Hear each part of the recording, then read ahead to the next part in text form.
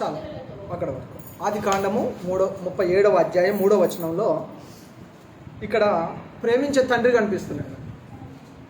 ఆది కాండము 37వ అధ్యాయం 3వ వచనంలో ప్రేమించే తండ్రి కనబడుతున్నాడు. ప్రేమించే తండ్రి కనబడుతున్నాడు, శ్రద్ధ చూపించే తండ్రి కనబడుతున్నాడు, బాధ్యత కలిగిన తండ్రి కనబడుతున్నాడు. చదివిన వాక్యాన్ని మనం గమనించినప్పుడు యాకోబు యోసేపును అందరికంటే ఎక్కువగా ప్రేమించాడు. ఎందుకంటే తన ముసలితనంలో కుమారుని కన్నాడు. యోసేపును కనిన కొన్ని రోజులకు కొంతకాలానికి తన తల్లి లేదా యాకోబు భార్య చనిపోయడము.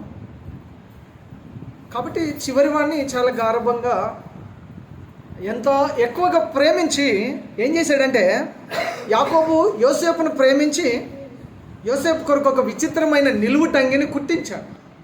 ఎవరైనా మనం ప్రేమిస్తే వారికి ఏదైనా ఇస్తాం. అలాగే యాకోబు తన కుమారుని ప్రేమించి విచిత్రమైన నిలువుటంగిని కుట్టించాడు. విచిత్రమైన నిలువుటంగి అంటే మెనీ కలర్స్ అంటారు, కోట్ ఆఫ్ మెనీ కలర్స్ అంటారు. అంటే రంగురంగుల చొక్క నిలువుటంగి కుట్టించాడు. అందరికీ సాధారణమైన వస్త్రాలు ఉంటే 12 మంది కుమారులలో 10 మందికి ఒక రకమైన ఉంటే యోసేపుకు విచిత్రమైన ఆ నిలువుటంగిని కుట్టించాడు.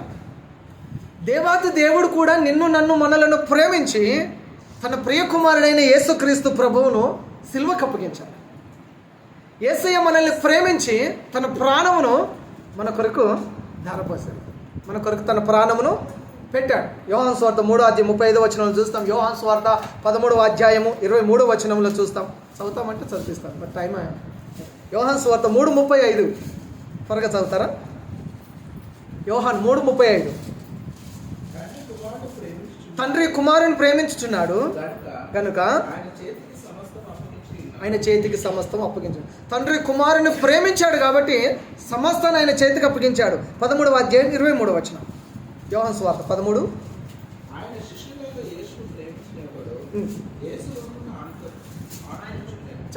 దేవునిని ప్రేమించేవారు దేవునికి అతి సమీపముగా ఆనుకొని ఉంటారు. ఆ 2 వాక్యాలు చూస్తాం. దేవుడు మనల్ని ప్రేమించాడు, మనం కూడా ఆయనను ప్రేమించి ఆయనను ఆనుకొని ఉండాలి. ఆ వాక్యము సెలవిస్తుంది. యాకోబు ప్రేమించే తండ్రిగా చూస్తాం. మనం తండ్రి ప్రేమను చూస్తాము. ఇక్కడ యోసేపుకు నిలువుటంగిని కుట్టించాడు, యేసు ప్రభువుకు నిలువుటంగి ఉంది. యోసేపు విచిత్రమైన నిలువుటంగి, యేసు ప్రభు యొక్క నిలువుటంగి, రెండింటి వేరియేషన్ చూద్దాము. జాగ్రత్త గమనించండి. యోసేపు విచిత్రమైన నిలువుటంగి ఏమో ఆదికాండం 37వ అధ్యాయము 23వ వచనంలో 31, 32, 33 వచనాలు రాయబడింది. యేసయ్య నిలువుటంగి గురించి యోహాను సువార్త 19వ అధ్యాయము 23వ వచనం 24 వచనాలలో రాయబడింది. యోసేపు నిలువుటంగిని రక్తంతో తడిపారు. 10 మంది అన్నలు యోసేపు మీద కుట్రబూని యోసేపు మీద కక్ష కట్టి యోసేపును పట్టుకొని ఆయన నిలువుటంగిని తీసుకొని ఆయనను చంపాలి అని అనుకున్నారు. అందులో పెద్దవాడైన రూబేన్ అన్నాడు, లేదు మనం వీడిని చంపొద్దు, నీళ్ళేని బావిలో పడేద్దాము, గోతులో పడేద్దాము, వీడి వస్త్రమును తీసుకొని వెళ్ళి రక్తం మడుగులో ముంచి తండ్రికి చూపిద్దాము, నీ కుమారుడు చనిపోయాడని చెబుదాము, వాడి ప్రాణం తీయొద్దు అని. ఇప్పుడు యోసేపు నిలువుటంగిని తీసేసి ఆయనను గోతులో పడేశారు. యోసేపు నిలువుటంగిని మేకపిల్లను చంపి ఆ రక్తంలో ముంచి తీసుకొని వెళ్ళి యాకోబుకు చూపించాడు. అయ్యో నా కుమారుడు చనిపోయాడు, నా భార్య చనిపోయింది, నా కుమారుడు కూడా చనిపోయాడు అని యాకోబు దుఃఖంతో ఉన్నాడు. ఆయన యోసేపును కలుసుకునేంత వరకు ఆ దుఃఖంతోనే బ్రతికాడు. ఇక్కడ యోసేపు నిలువుటంగిని రక్తంతో తడిపారు. యేసయ్య అంగి రక్తపు మడుగులో ఉండిపోయింది. యేసయ్య అంగిని కూడా రక్తం మడుగులో తడిసిపోయింది. యోసేపును గోతిలో పడేశారు, యేసయ్యను సిలువకు ఎక్కించారు. యోసేపు అంగి మరణానికి గుర్తుగా చూపించారు. యేసయ్య అంగిని చీట్లు వేశారు. యేసయ్య అంగిని చీట్లు వేశారు. యోసేపు నిలువుటంగి పోతే పోయింది, కానీ ఆయనకు ఐగుప్తులో రాజవస్త్రం వచ్చింది.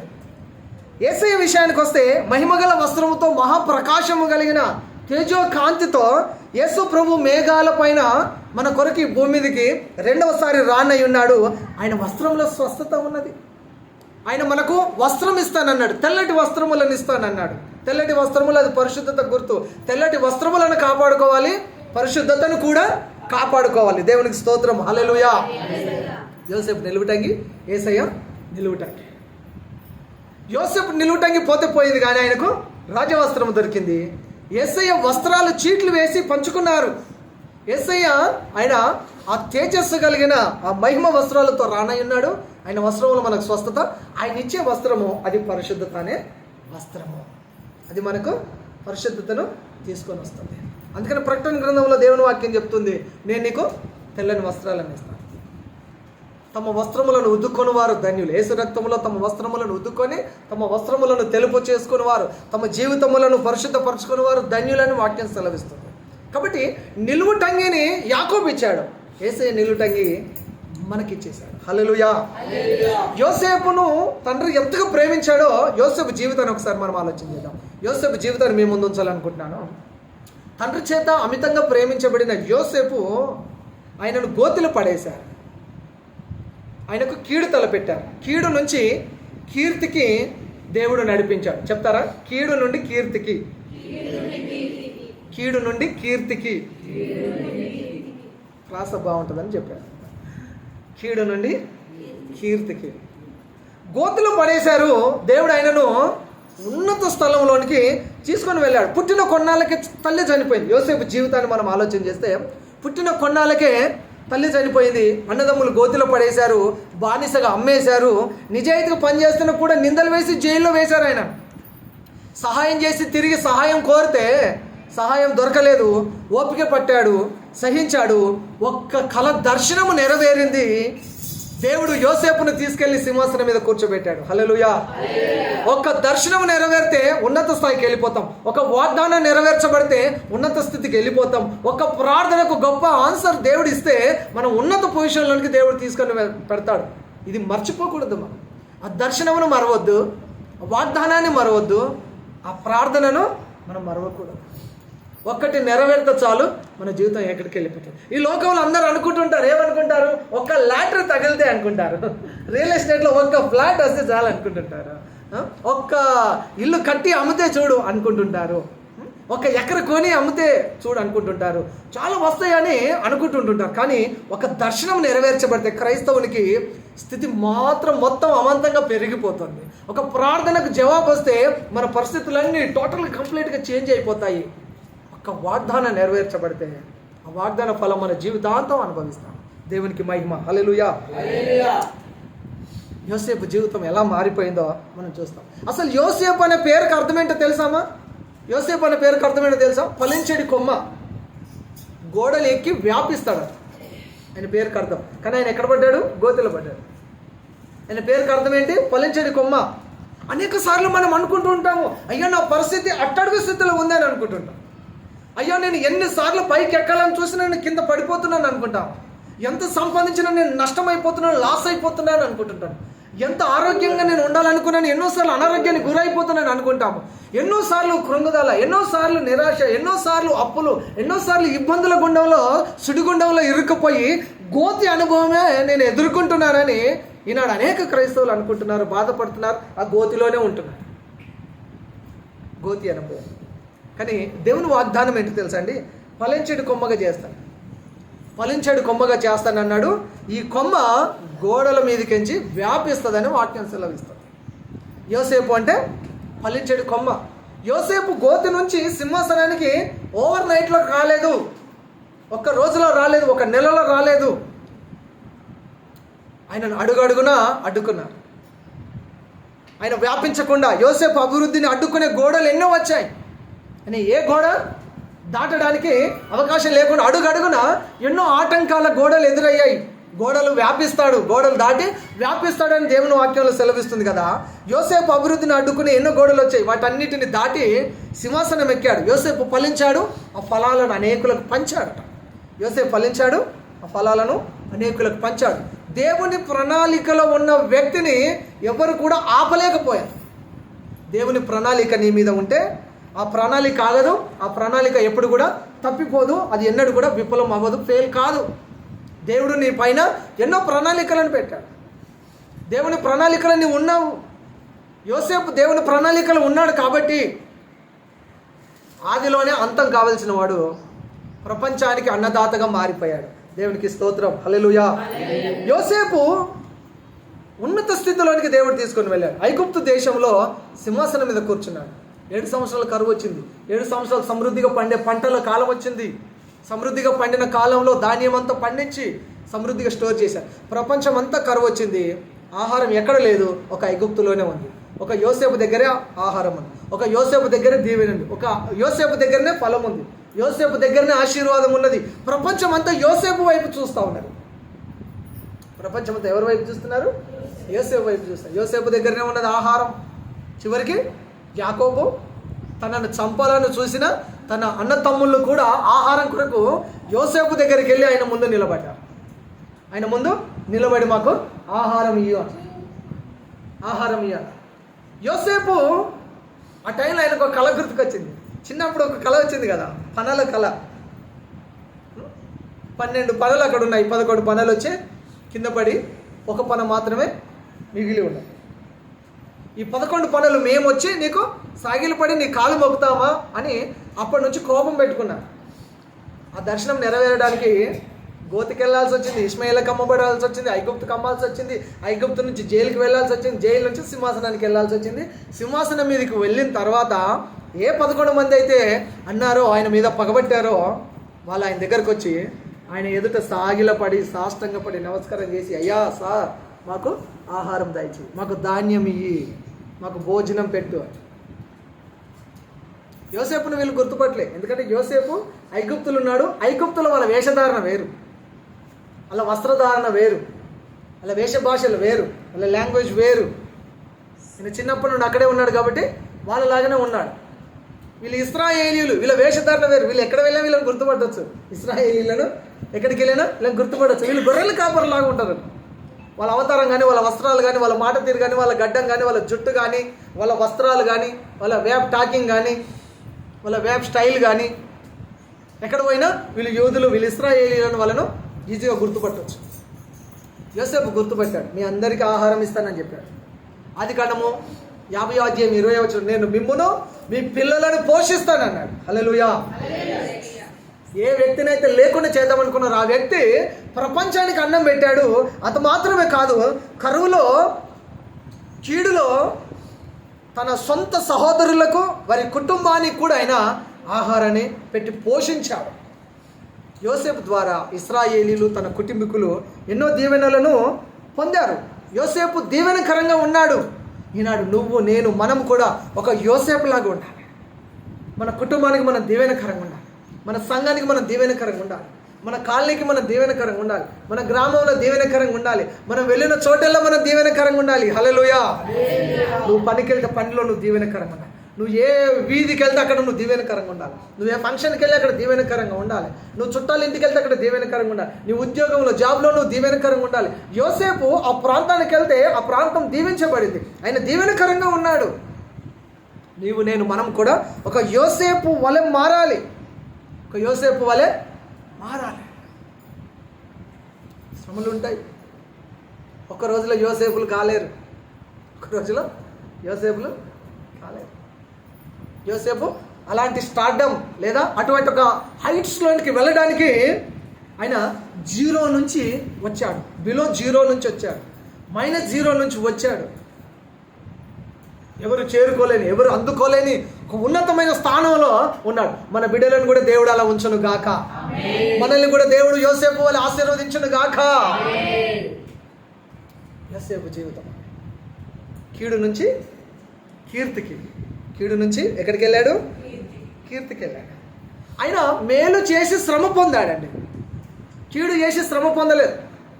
అందుకనే పేతురు పత్రిక 2వ అధ్యాయం 19, 20, 21, 22, 23 ఆ 4-5 వచనాలు చూస్తే యేసయ్య చెప్తాడు, మనము మేలు చేసి శ్రమ పొందాలట. కీడు చేసి శ్రమ పొందితే దానికి ఏమి ఉపయోగము, లాభము, ఆశీర్వాదం లేదంట. అమ్మ చదవండి. ఎవడైనాను అన్యాయంగా శ్రమ పొందుచు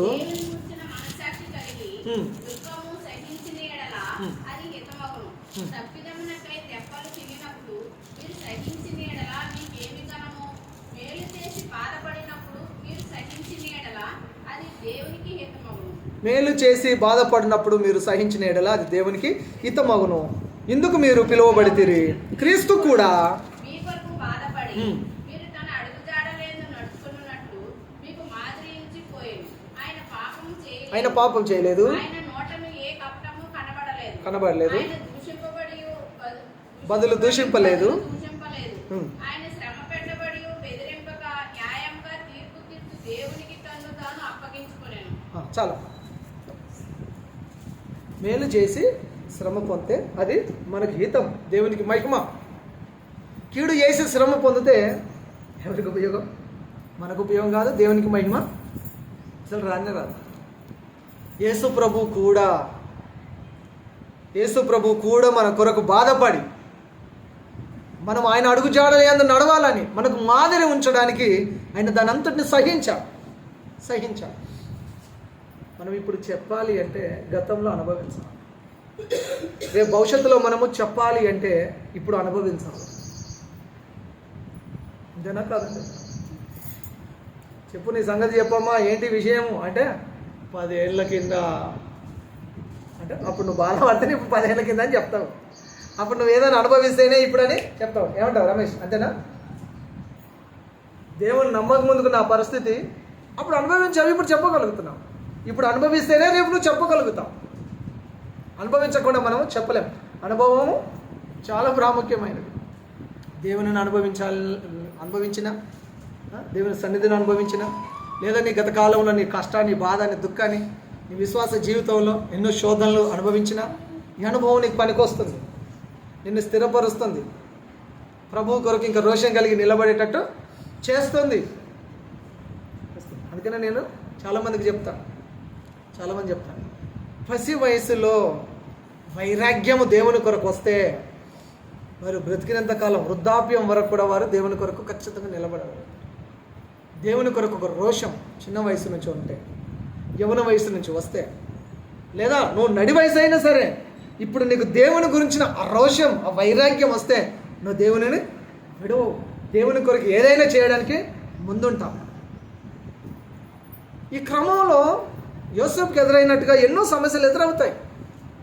వాటిని చూసి భయపడొద్దు, వెనుదిరగకూడదు. ఎందుకంటే మనం మేలు చేసి శ్రమ పడుతున్నామో ఇది దేవునికి హితమవును, అది దేవునికి మహిమ కలుగుతుంది, మనకు కూడా అది ఆశీర్వాదాన్ని తీసుకొని వస్తుంది. కొన్నిసార్లు అన్యాయంగా కూడా నువ్వు దూషించబెడతావు. యోసేపుకు అదే జరిగింది. అన్యాయం అయిపోతావు. సహించాలి, ఓర్చుకోవాలి, తట్టుకోగలగాలి. లేదు నేను ఓర్చుకోను, నేను తట్టుకోను, నేను సహించను అంటే యోసేపు ఎన్ని సంవత్సరాలు ఓర్చుకున్నాడండి? ఆయనను గోతిలో పడేసినప్పుడు 17 సంవత్సరాలు అండి ఆయనకు. అయినా నీళ్ళని బావిలో పడేసినప్పుడు ఆయనకు 17 years, 17 సంవత్సరాల వయసు. ఇక్కడ పిల్లల్ని ఒక ఉదాహరణ చెప్తుంది. మా వాడు 15, మా అబ్బాయి 15, యోసేపుకు 17 years. ఆ టైంలో పసి వయసు. 18 నిండితే మేజర్ అంటున్నాం, పెద్దోళ్ళు అంటున్నాం. 16-17 సంవత్సరాల వయసు పిల్లలు, పసిపిల్లలు, హృదయము పగిలిపోయి ఉంటారు. అట్లాంటి సిచ్యువేషన్ను ఆయన ఎదుర్కొన్నాడు. దేవుని ప్రణాళిక నా జీవితంలో ఏదో ఉన్నదాన్ని దేవునికి అప్పగించుకున్నాడు. అందుకనే మీరు 37వ అధ్యాయం నుంచి యోసేపు జీవితాన్ని మీరు ప్రారంభించి చదివితే నిర్గమకాండం 1వ అధ్యాయం వరకు ఆయన చనిపోయే ఆయన ఎముకలను వాగ్దాన దేశం తీసుకొని పోయి అక్కడ పాతిపెట్టేంత వరకు ఆయన లైఫ్ స్టోరీని మీరు చదవగలిగితే అడుగడుగున దేవుడు ఆయనకు తోడుగున్నాడనే ఉంది. హల్లెలూయా.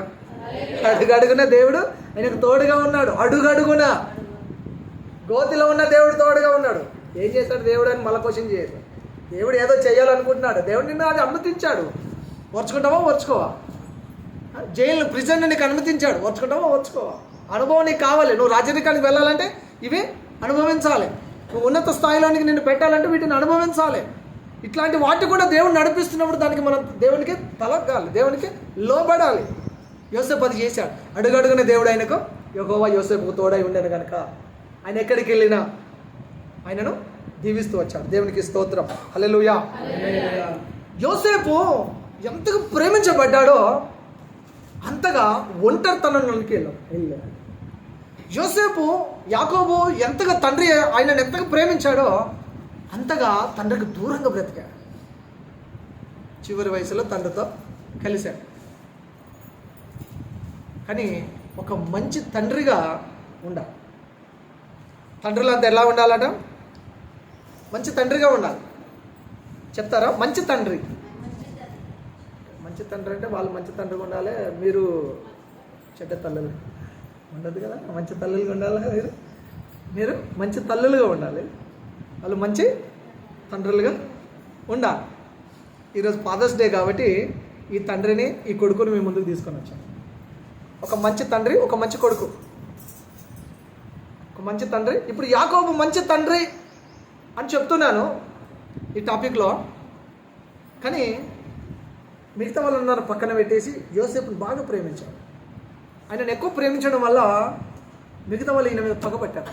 ఎవరినైతే ప్రేమించాడో యోసేపుని ఎక్కువ ప్రేమించాడు, యోసేపు మీద పగబెట్టుకున్నాడు. ఇది మోసమే, ఇది ప్రాబ్లమే. అందుకని పార్షాలిటీ లేకుండా చూడాలి, పక్షపాతం లేకుండా. 2 పిల్లలున్నా 4 పిల్లలున్నా సమంగా వారిని చూడగలగాలి. కొన్నిసార్లు అనుకుంటారు పిల్లలు నన్ను ఎక్కువ బాగా పట్టించుకోరు అని అనుకుంటుంటారు, వాళ్ళకి అలా అర్థమవుతుంది. కొన్నిసార్లు తల్లిదండ్రులు అనుకుంటారు కొందరు ద్వేషిస్తున్నట్టుగా, కొందరిని ప్రేమిస్తున్నట్టుగా, కానీ అలా ఉండదు. తల్లిదండ్రులు అందరూ సేమ్గా చూస్తారు. కొన్నిసార్లు ఎవరైనా వీక్గా ఉంటే వాళ్ళని కొంచెం ఎక్కువ వారిని శ్రద్ధ పెడతాం. ఈ క్రమంలో ఏమనుకుంటారంటే వాళ్ళని ఎక్కువ ప్రేమిస్తారు అనుకుంటారు. కొన్నిసార్లు ఆడపిల్లలను జాగ్రత్తగా చూసుకుంటుంటారు, ఎందుకంటే కాపాడుకోవాలి కదా అని చెప్పేసి వాళ్ళని ఎక్కువ ప్రేమిస్తున్నారు, అబ్బాయిని ఎక్కువ ప్రేమిస్తలేరు అనుకుంటారు. ఈ ప్రమాదాలు జరుగుతాయి, ఇట్లాంటివి ఉంటాయి.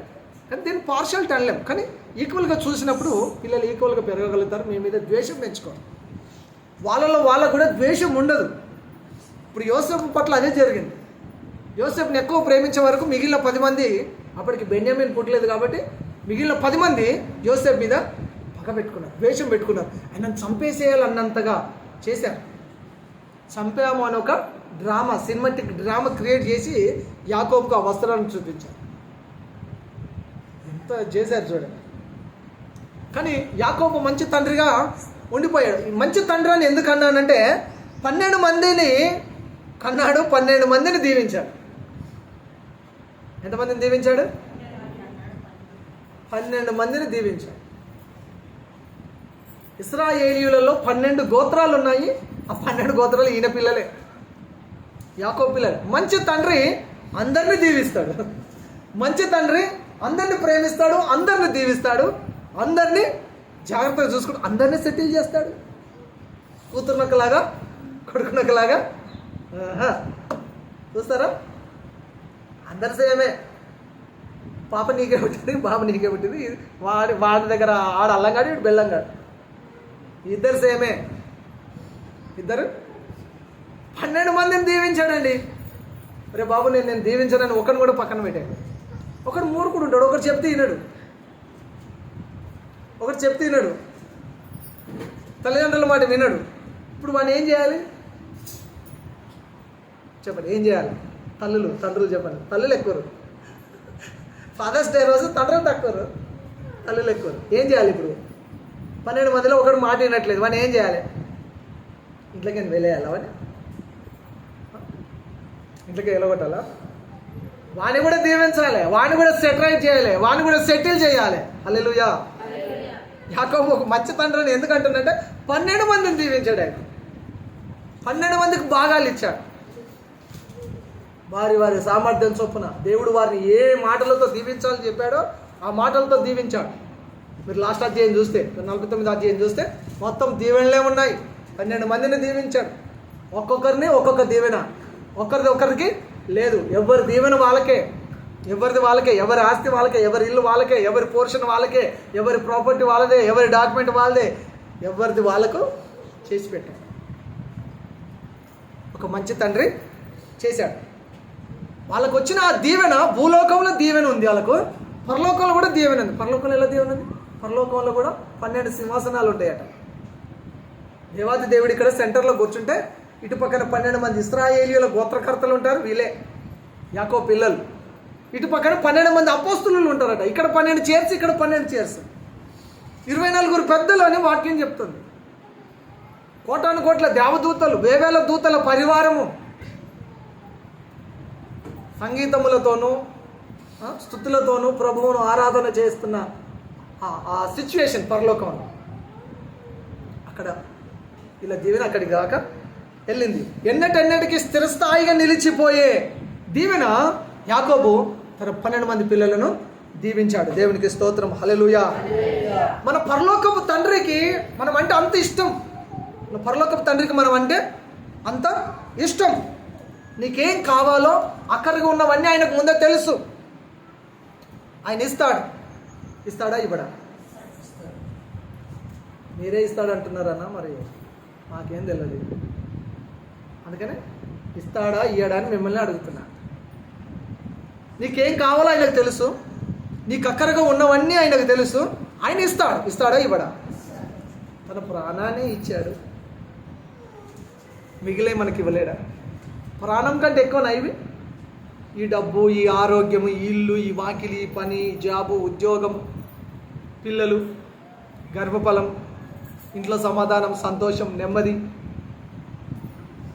యేసయ్య తన ప్రాణాన్ని ఇచ్చాడు, ఇవి ఇవ్వలేడా? నీకేం కావాలో అన్నీ ఇస్తాడు. హల్లెలూయా. ఒక్క ప్రశ్న వేసి క్లోజ్ చేస్తాను. మీరు మంచి తండ్రేనా? అలాగే మీకు కూడా మీరు మంచి తల్లేనా? అప్పటి నుంచి ప్రశ్నలు రాలేవు కదా. మీరు మంచి తండ్రేనా? మీరు మంచి తల్లియేనా? మీరు మంచోళ్ళేనా అని అడుగుతున్నా. ఫాదర్స్ డేలో మీరు మంచి తండ్రేనా? తండ్రులు తక్కువ ఉన్నారు, 3 తండ్రులను, నాతో 4వ తండ్రులు. మీరు మంచి తండ్రేనా? మీరు మంచి తండ్రి అయితే మీ పిల్లలు మిమ్మల్ని అనుసరిస్తారు. లేదా నువ్వు ఏ తండ్రి, ఏదో ఒక తండ్రివి, నీ పిల్లలు నిన్ను అనుసరించవచ్చా? ఇది 2వ ప్రశ్న. నువ్వు మంచి తండ్రివేనా? నీ పిల్లలు నిన్ను అనుసరించవచ్చా? అంటే నీలాగా మారొచ్చా, నీలాగా కావచ్చా? అర్థమైందా అన్న? అర్థమైందా? మీరు మంచి తండ్రేనా? మీ పిల్లలు మీలాగా మారవచ్చా, మీలాగా తయారవ్వచ్చా? అవ్వద్దా? నేను మంచి తండ్రి కానీ నాలాగా నా పిల్లలు తయారు కావద్దు అట్లా అంటారా? అవకాశం ఉంది. నేను మంచి తండ్రినే కానీ నా పిల్లలు నాలాగా తయారు కావద్దు అంటే నువ్వు మంచి తండ్రి ఎలా అవుతావు? మీరు మంచి తల్లేనా? నీ కూతురు నేను అనుసరించవచ్చా? మా అమ్మ లెక్క ఉంటాను. మా అమ్మ ప్రార్థన చేస్తుంది, బైబిల్ చదువుతుంది, పొద్దున్న లేచి రాత్రి దాకా పని చేస్తుంది. నేను కూడా అట్లా హార్డ్ వర్కర్ కావాలి. అట్లా మారవచ్చా మీ పిల్లలు? మారవచ్చా అండి?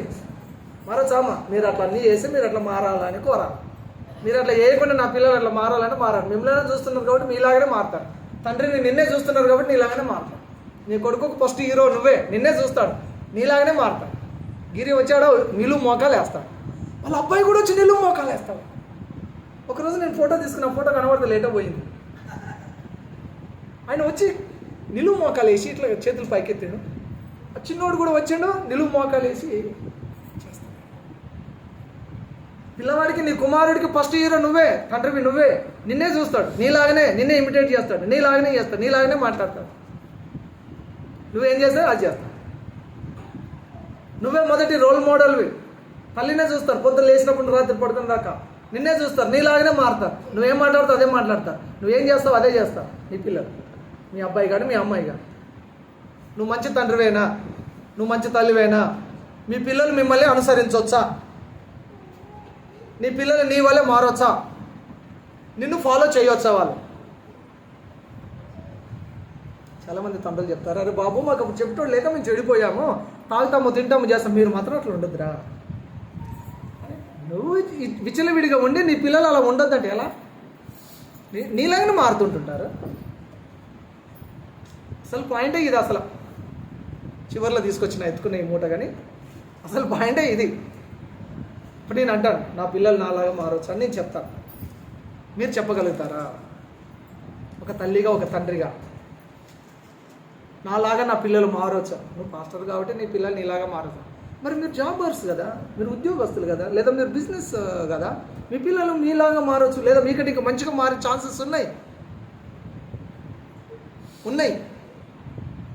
మీకంటే కూడా ఇంకా మంచిగా బెటర్మెంట్గా చేయొచ్చు, ఇట్లా మార్చవచ్చు, ఛాన్సెస్ ఉన్నాయి.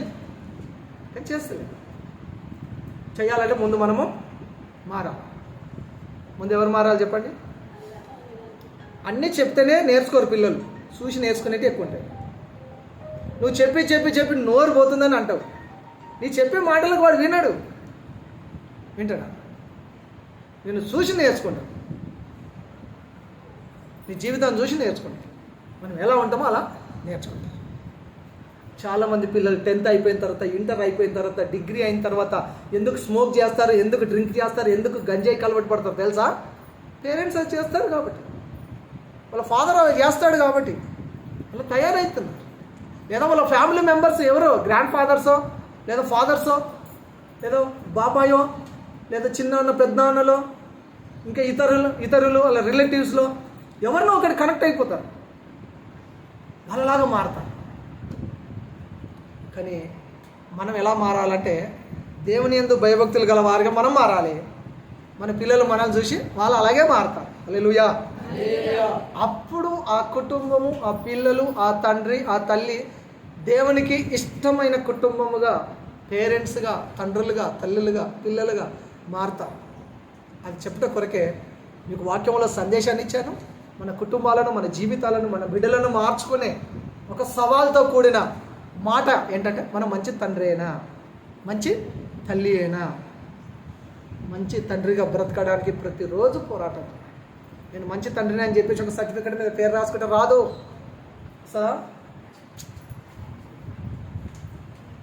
నిజం చెప్పాలంటే పేరెంట్స్ దగ్గర నుంచి కొంత చెడిపోతున్నారు, ఫ్రెండ్స్ దగ్గర నుంచి ఇంకా కొంత చెడిపోతున్నారు, పూర్తిగా చెడిపోతున్నారు పిల్లలు ఈనాడు. ఫస్ట్ పేరెంట్స్ దగ్గరికి వచ్చి స్టార్ట్ అవుతారు. జీవితాంతం నీ దగ్గరనే ఉంటారు కదా, నీ ఇంట్లోనే ఉంటారు కదా.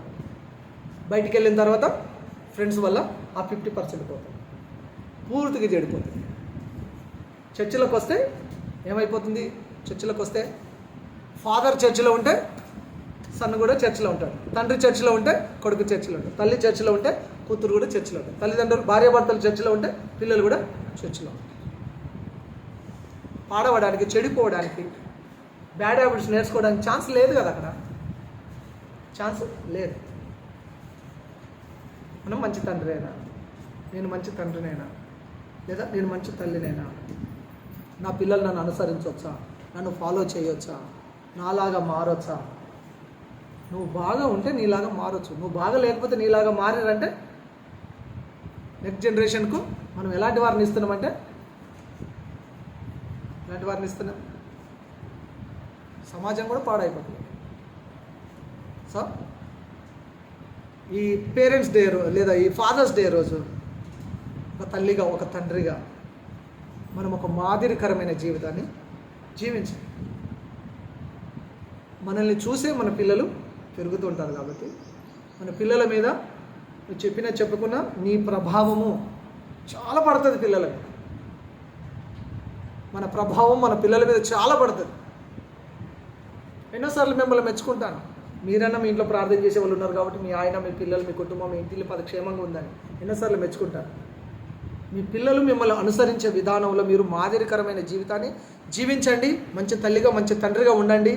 దేవునిని మయంపరచండి. కుటుంబాన్ని సంతోషంగా, ఆశీర్వాదకరంగా ఉంచుకోండి. అటువంటి కృప దేవుడు మనందరికి దయచేయను గాక. ఆమేన్. ప్రార్థన చేసుకుందాం.